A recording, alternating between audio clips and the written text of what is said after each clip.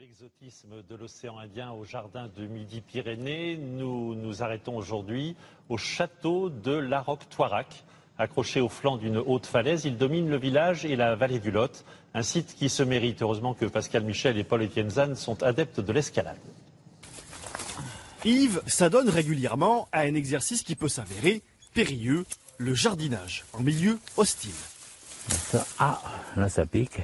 Chaque matin, sécateur en main, il arpente les terrasses du château de Larocque-Toirac. Il fait déjà très chaud, ça monte, ça descend, c'est sec, ça glisse. Ici, le jardinier est en tenue de sportif. Ici, on monte toujours en extension. Même des fois, on est obligé de s'attacher. Celui-là, il y a longtemps, je ne l'avais pas fait, mais ça se voit. On coupe beaucoup ici, hein?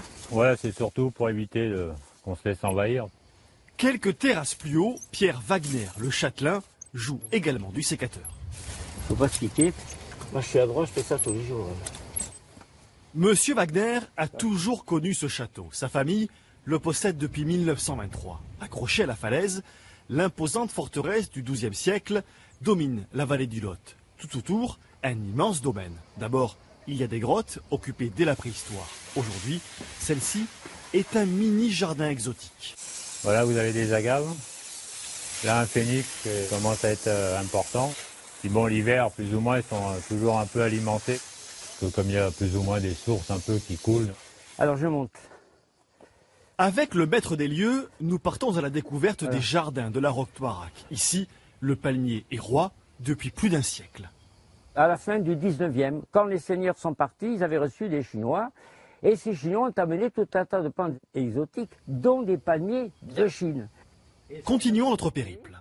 Ça, c'est un prunier. Ça, ce sont des pieds de légumes.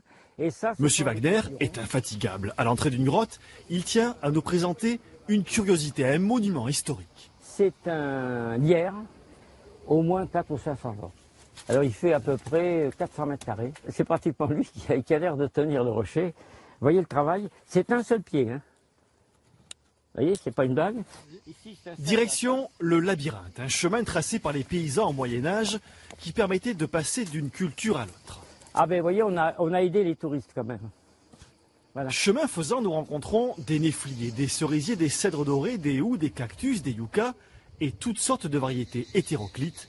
C'est un jardin sauvage. On a taillé ce qui nous gênait, on a amélioré le passage.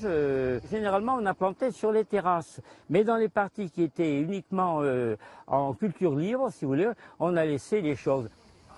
J'aime plutôt l'ordre, mais j'ai tendance à respecter ce que fait la nature. C'est un jardin sauvage, c'est aussi un jardin historique. Là, on arrive dans un quartier mérovingien.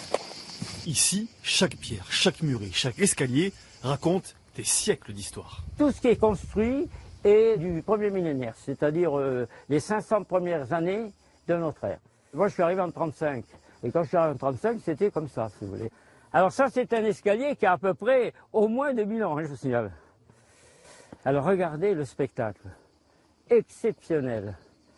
Depuis 1935, Pierre Wagner n'a jamais cessé d'explorer son domaine, toujours avec son regard d'enfant et un enthousiasme inoxydable, un jardin qu'il aime partager avec le visiteur de passage.